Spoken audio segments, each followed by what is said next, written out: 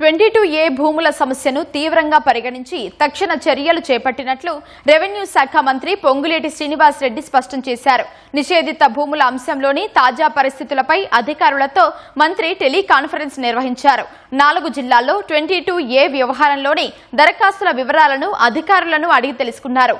ఇప్పటి వరకు సుమారు 400 కాల్స్ వచ్చినట్లు అధికారులు మంత్రి దృష్టికి తీసుకొచ్చారు. కాల్ సెంటర్కు వచ్చే ప్రతి ఫిర్యాదును నమోదు చేసి వదిలేయకుండా దరఖాస్తుదారుడి పూర్తి వివరాలను ఎప్పటికప్పుడు సంబంధిత అధికారులకు పంపించాలని మంత్రి ఆదేశించారు.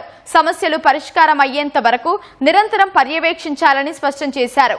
పెండింగ్ లో ఉన్న దరఖాస్తులతో పాటు గడిచిన 2-3 రోజుల్లో కొత్తగా వచ్చిన దరఖాస్తులను వెంటనే పరిశీలించి పరిష్కరించాలని ఆదేశించారు. ఇకపై కొత్తగా వచ్చే దరఖాస్తులను ఎప్పటికప్పుడు పరిష్కరించే విధంగా కార్యాచరణ రూపొందించుకోవాలని మంత్రి సూచించారు.